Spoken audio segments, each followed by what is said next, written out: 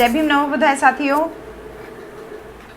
आज पुनः धम्पद की प्रथम जो गाथा है, धम्पद में यूँ तो 450 से ऊपर गाथाएं हैं, लेकिन भगवान बुद्ध ने धम्पद की जो पहली गाथा है उसमें सफाई के ऊपर जो ध्यान दिया है, जो बात कही है वो शारीरिक सफाई नहीं है। शारीरिक सफाई की तो भगवान बुद्ध बात करते हैं, भगवान बुद्ध उनका धम्म पढ़ते हैं तो हमें उसमें जानकारी मिलती है कि शारीरिक स्वच्छता केवल शरीर को धुलने से, साबुन शैम्पू लगाने से नहीं आती है। शारीरिक स्वच्छता का अर्थ है कि हम चोरी ना करें, झूठ ना बोलें, व्यभिचार ना करें, हत्या ना करें और नशा ना करें।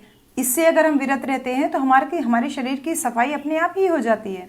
और जब धम्म पढ़ते हैं तो हमें उस सफाई की बात समझ में आती है जिसको कहते हैं मानसिक सफाई। जहां भारत में स्वच्छ भारत अभियान चल रहा है, कोविड-19 के दौर में सफाई के ऊपर इतना ज़्यादा ध्यान दिया जा रहा है कि आपको सैनिटाइजर का प्रयोग करना, आपको सफाई का विशेष ध्यान रखना है, तो वो सफाई तो आपको ध्यान रखनी ही रखनी है। लेकिन इसके अलावा इस लॉकडाउन के पीरियड में और वैसे आपको उस मानसिक सफाई की भी ज़रूर आवश्यकता पड़ती है और उसका ध्यान रखना है, जिसको आप भगवान बुद्ध ने विशेष रूप से उसको फोकस किया, उस पर केंद्रित हुए हैं, जिसमें भगवान कहते हैं कि मन की सफाई ही सबसे सच्ची सफाई है, क्योंकि मन ही प्रत्येक क्रिया और प्रतिक्रिया का जन्मदाता है और इसी से उसको अगुआ भी कहते हैं। मन ही सभी क्रिया और प्रतिक्रिया का अगुआ है। इसको प्रथम गाथा में भगवान बुद्ध बोलते हैं, मनो पुंबंगमा धम्मा मनो सेठा मनोमया, यानी मन ही सभी प्रकार की क्रिया और प्रतिक्रिया का मूल है। मन से ही हम खुशी होते हैं, मन से ही हम दुखी होते हैं। और फिर आगे तथागत कहते हैं, मनसा चेन पसेन्नेन भासति वा करोति वा ततो नम सुखमन्वेति छाया व अनपायनी। यानी जब कोई कुशल मन से कार्य करता है तो उसका फल कुशल और शांति देने वाला होता है। और भासति व करोति व, यानी कोई कुशल मन से कार्य करता है, बोलता है, और करोति व यानी करता है, तो ततो नम सुखमन्वेति छाया व अनपायनी, तो सुख उसका उसी प्रकार साथ रहता है जैसे कभी न साथ छोड़ने वाली छाया। और धम्पद की जो दूसरी गाथा है वो इसी का थोड़ा एक्सटेंडेड वर्जन है, जिसमें तथागत कहते हैं मनसा चे, यही सेम पहला वाला वर्जन बिल्कुल सेम है, मनो पुंबंगमा धम्मा मनो सेठा मनोमया, अर्थात मन ही जो है सभी क्रिया और प्रतिक्रिया का मूल है और अगुआ है। और मन से ही क्या होता है, मनसा चे पदुत्थेन भासति वा करोति वा, यानी अगर कोई अकुशल मन से कोई बात बोलता है या कोई कार्य करता है तो क्या होता है, ततो नम दुख मनवेति चक्कम वा वहतो पदम, यानी कि जब कोई अकुशल मन से कार्य करता है तो दुख उसका उसी प्रकार पीछा करता रहता है जिस प्रकार बैलों की गाड़ी को खींचने वाले जो पहिए होते हैं, पहिए जो गाड़ी को खींचने वाले पहिए जिस प्रकार गाड़ी का पीछा करते हैं, तो दुख उसी प्रकार उस मनुष्य का पीछा करता है जो अकुशल मन से कार्य करता है। यही सत्य है कि मानसिक गंदगी को हमें साफ करना चाहिए। मन की गंदगी क्या है ये भी हमें समझना चाहिए। मन की गंदगी है मोह, मन की गंदगी है राग, मन की गंदगी है द्वेष। मन की ये गंदगियां अनेक गंदगियों को अपनी तरफ खींचती हैं। जब तक मन में राग, द्वेष, मोह के जाल लटक रहे हैं तब तक इन पे अनेक तरीके के मनोविकारों की धूल जो है वो जमती रहेगी। और बाहर मन की सफाई करते रहिए और भीतर लटकते हुए इन धूल भरे जालों को जब तक आप दूर नहीं कर सकते तो मन को आप कभी भी स्वच्छ नहीं रख सकते। और जब तक मन स्वच्छ और साफ नहीं है, निर्मल नहीं है, कोमल नहीं है, तब तक आपके मन में, आपके घर में, आपके दिमाग में सुख, शांति और समृद्धि का वास नहीं हो सकता है। इसीलिए तथागत बुद्ध ने मन की गंदगी को दूर करने के लिए, मन को शुद्ध करने के लिए, यानी राग, द्वेष, मोह से मुक्त करने के लिए सबको मैत्री, करुणा, मुदिता और उपेक्षा से भरने के लिए उपचार बताया है, वो है विपश्यना साधना। विपश्यना यानी मेडिटेशन के द्वारा आप मन के विकारों को, मन के रोगों को, मानसिक जो दोष उत्पन्न करने वाले जो कारक हैं उनको आप काफी हद तक कंट्रोल कर सकते हैं। तो एक छोटा सा भगवान बुद्ध का उपदेश है, सब पापस अकरणन कुशलस उपसंपदा सचित परियोदपनम एतम बुद्धान शासनम। सत्य का सहारा लेकर के ही मन को असीम प्रेम और करुणा के भावों से ओतप्रोत कर लेना ही मंगल है, और यही भगवान बुद्ध का संदेश है। और कल आप लोगों से बातचीत हो रही थी तो बीच में कनेक्शन थोड़ा सा इंटरप्ट हो गया था। मैं चाहती हूँ वो बहुत इंपॉर्टेंट भगवान बुद्ध और उनका धम्म आप सब लोग इस लॉकडाउन के पीरियड में इसका प्रतिदिन कम से कम 2 से 3 पेज आप इसका पाठ कीजिए।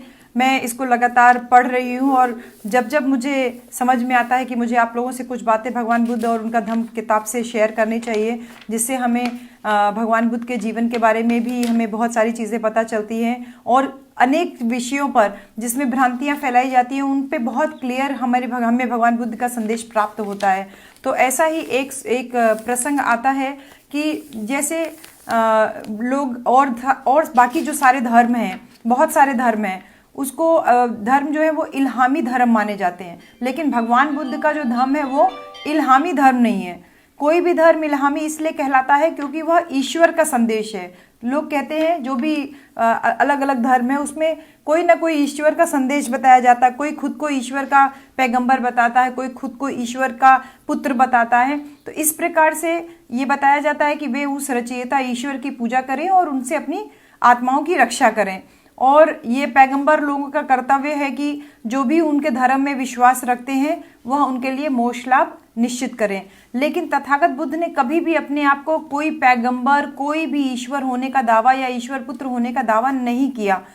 सबसे महत्वपूर्ण बात है कि भगवान बुद्ध ने क्योंकि अपने आप को ईश्वर होने का दावा नहीं किया, इसीलिए किसी भी इल्हामी धर्म से भगवान बुद्ध का धम्म एकदम अलग है। और इसको भगवान बुद्ध ने कहा कि मैं केवल मार्गदाता हूँ, मैं मुक्तिदाता नहीं हूँ। और इसको हमें एक सूत्र में एक ब्राह्मण थे जो भगवान बुद्ध के आगे चलकर बहुत बड़े शिष्य हुए, उनका नाम है मोगलायन। उनके द्वारा उनके और भगवान बुद्ध के बीच में जो एक वार्तालाप हुई उससे एकदम स्पष्ट हो जाता है।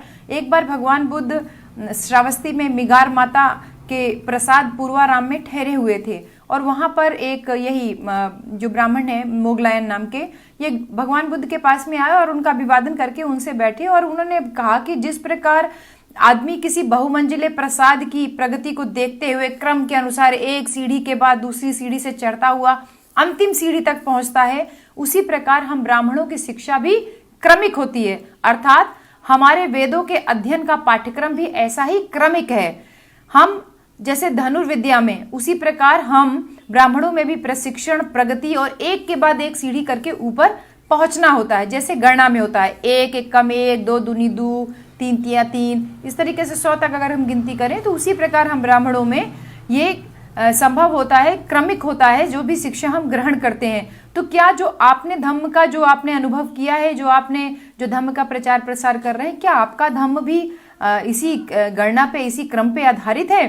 तब तथागत मोगलायन जी को जवाब देते हैं, उनसे वार्तालाप करते हैं और कहते हैं हाँ ब्राह्मण, ऐसा ही है। एक चतुर अश्व शिक्षक यानी एक घोड़े को शिक्षित करने वाले का ही उदाहरण ले लीजिए, तो एक अच्छी नस्ल के घोड़े को वह प्रशिक्षित कर लेता है। सबसे पहले वह उसके मुंह में लगाम लगाता है, उसको साधता है और फिर धीरे धीरे उसको आगे का पाठ्यक्रम सिखाता है।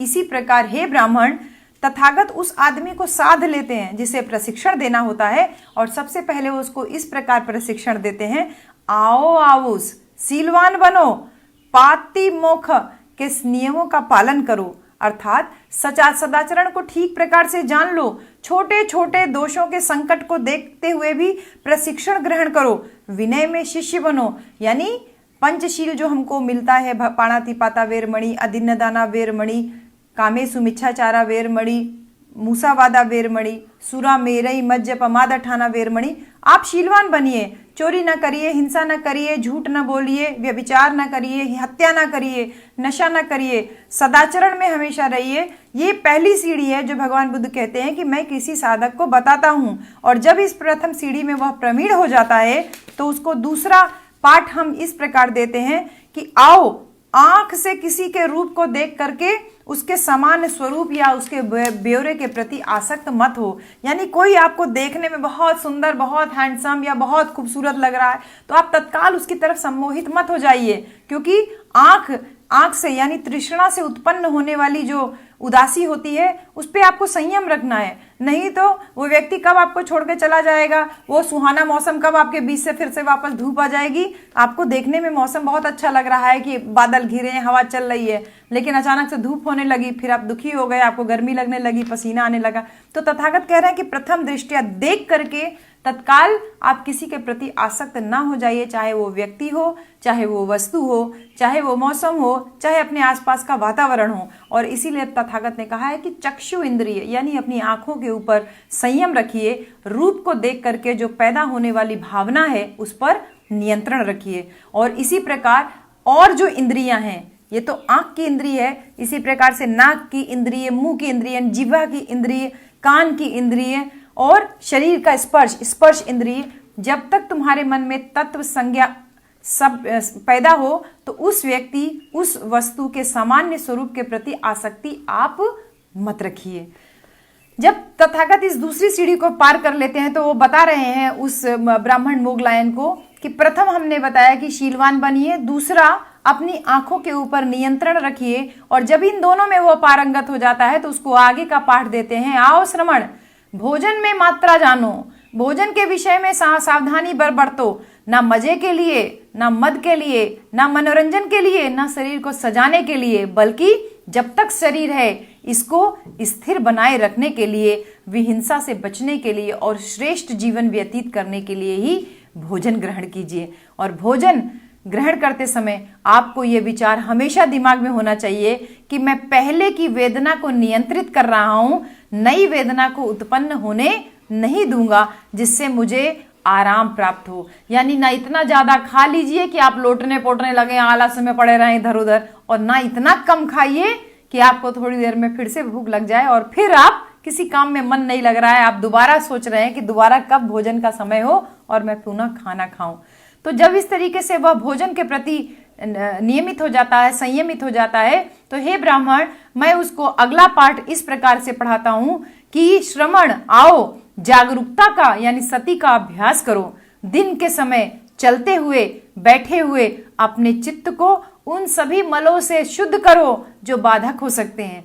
रात्रि का पहला प्रहर में चलते फिरते या बैठे हुए ऐसे करिए। दूसरे प्रहर में जिस प्रकार से लेटते हैं आप, तो लेटने में दाहिनी करवट लेट करके एक पांव को दूसरे पांव के ऊपर रख करके जागरूकता और सम्यक जानकारी युक्त अपने विचारों को उद्योगरत कीजिए, यानी अपने विचारों को परिष्कृत कीजिए। और फिर जब रात्रि का तीसरा प्रहर हो तो उसमें जागकर चलते हुए या बैठे हुए अपने चित्त के सभी मलों से परिशुद्ध करिए। और हे ब्राह्मण, जब जागरूकता का अभ्यासी व्यक्ति हो जाता है तो हम उसको अगला पाठ इस प्रकार से देते हैं कि आओ श्रमण, आओ जागरूकता और स्वसंयम से युक्त हो जाओ, यानी कि आगे चलते हुए या पीछे हटते हुए अपने आप को संयत रखिए। आगे देखते हुए या पीछे देखते हुए, झुकते हुए, आराम करते हुए, चीवर पहनते हुए, पात्र चीवर लेते हुए, खाते हुए, चबाते हुए, चखते हुए, शौच जाते हुए, चलते हुए, खड़े होते हुए, बैठते हुए, लेटते हुए, सोते हुए, जागते हुए, बोलते हुए या मौन होते हुए आप हमेशा संयत बनाए रखिए।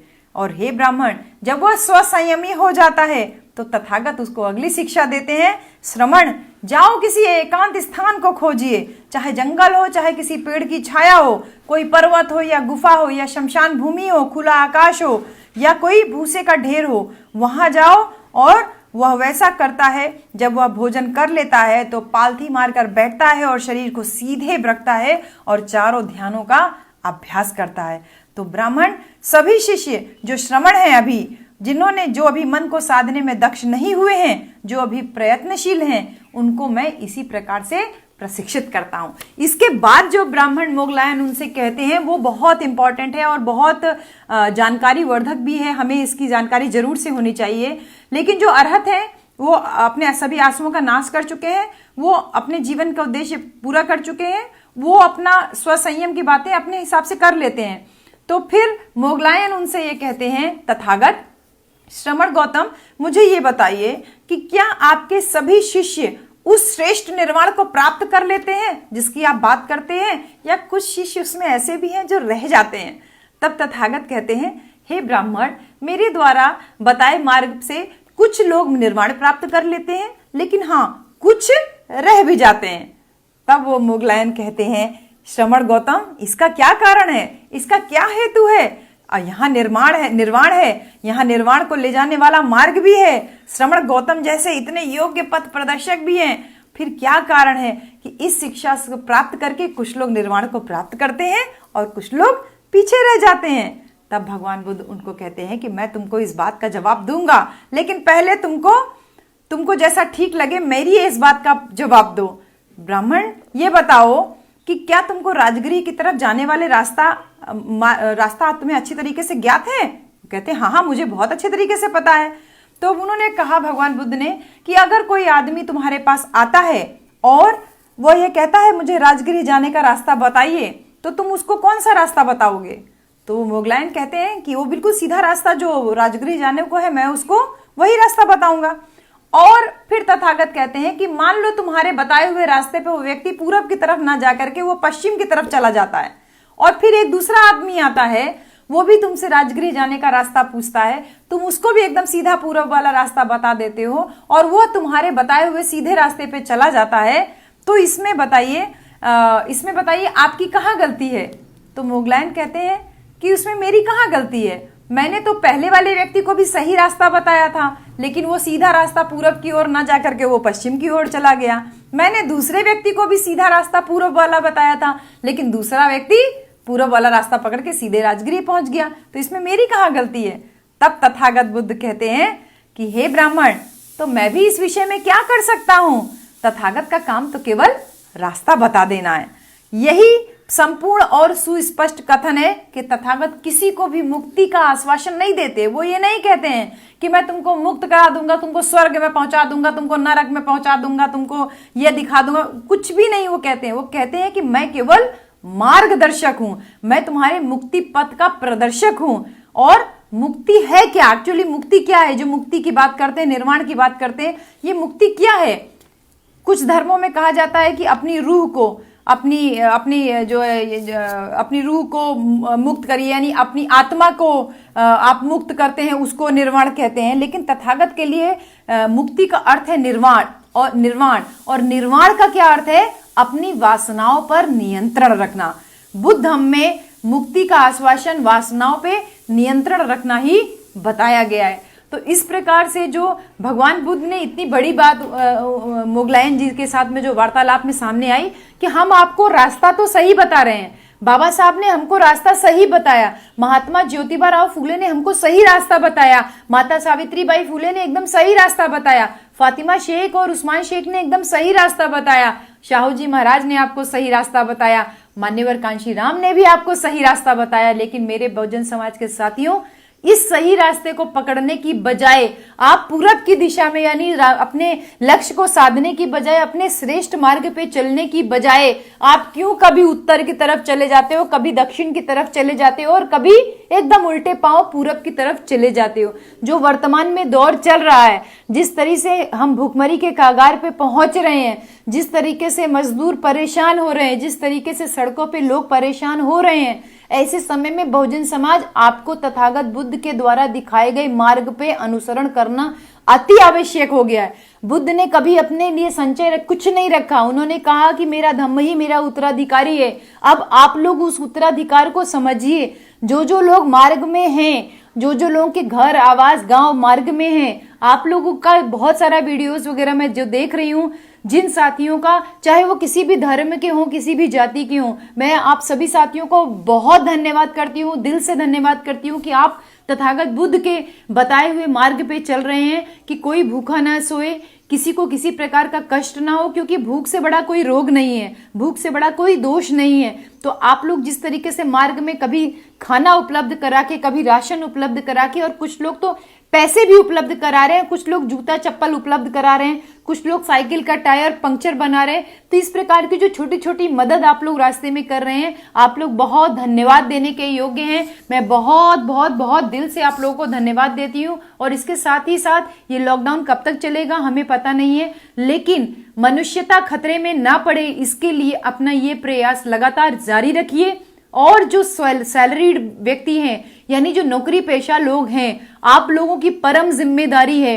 आपको नहीं पता है कि ये लॉकडाउन कब खत्म होगा, आपको नहीं पता है कि आपके बच्चों का स्कूल कब चालू होगा, इसलिए उस पैसे को आप जोड़ करके अपने लिए घर मकान खरीदने के चक्कर में मत पड़िए। सैलरी का 50% पैसा आप कम से कम, ये जो लोग रास्ते में परेशान हो रहे हैं, ऐसे लोगों को आप अपनी तरफ से जो भी साधन संसाधन उपलब्ध कराना चाहते हैं उनको उपलब्ध कराइए। और ये भी विशेष रूप से ध्यान रखिए कि आपके आसपास के गांव, शहर, मोहल्ले में कोई भी व्यक्ति भूखा न सोने पाए, क्योंकि यदि आज भूख पे नियंत्रण नहीं रखा गया तो यही समाज यानी इसमें मैक्सिमम लोग तो बहुजन समाज के ही हैं, यही समाज वापस कभी आपके साथ में उठ के खड़ा नहीं होगा। सिर्फ 2 जून की रोटी के लिए कभी भी कोई भी बगावत कर सकता है, और कभी भी कोई भी मिशन उसको समझ में नहीं आ सकता है। इसलिए मेरी विनती है सभी बहुजन समाज के साथियों से, सभी धर्म के लोगों से, कि आप सभी लोग ये जो श्रेष्ठ मार्ग है लोगों की मदद करने का, जो मानवता को बचाने के लिए आप लोग कार्य कर रहे हैं, ये लगातार जारी रखिए। जो लोग अभी भी घरों में सोए हुए हैं, आप निकल करके बाहर आइए, लोगों की मदद के लिए बाहर आइए, और ये लगातार ये क्रम जारी रहे। यही तथागत बुद्ध का मानसिक जो सफाई है उसका संदेश है। और इसके साथ ही साथ जो अभी हमने पढ़ा कि जागरूक हैं आप आगे चलते समय, पीछे देखते समय आप जागरूक रहिए। आप आगे बढ़ते चले जा रहे हैं, आपका बच्चा बहुत आगे अधिकारी बनता चला जा रहा है, लेकिन आप पीछे मुड़ के देखिए तो आप ही के समाज का एक व्यक्ति, उसके पाँव में छाले पड़े हुए हैं, पैर में पहनने के लिए चप्पल नहीं है, पेट में जाने के लिए रोटी भी नहीं है। तो आप कितना भी आगे चले जाएंगे, उसकी इमारत उसी छोटे आदमी से बनी हुई है। और यदि वो छोटा आदमी आप उसको सहारा आज नहीं दे रहे हो, तो आपकी बनी हुई बहुमंजिला इमारत कब भरभरा के गिर जाएगी, क्योंकि नींव उसकी काफी कमजोर हो चुकी है। इसलिए विनती है उस नींव को कमजोर मत होने दीजिए। पुनः आपसे मुलाकात होगी। इसी तरीके से भगवान बुद्ध और उनका धम्म का एक एक संदेश लेकर के आप लोगों के बीच में मैं उपस्थित होती रहूंगी। थोड़ा सा नेटवर्क का प्रॉब्लम है, कई बार कनेक्शन इंटरप्ट हो जाता है, मैं खुद भी बहुत परेशान होती हूँ, लेकिन इसके बावजूद प्रयास करती हूँ कि कहीं ना कहीं किसी न किसी तरीके से इंतजाम करके आप लोगों के बीच में आने का। तो बहुत धन्यवाद आप सभी साथियों को। पुनः मुलाकात होगी। जय भीम, नमो बुद्धाय, जय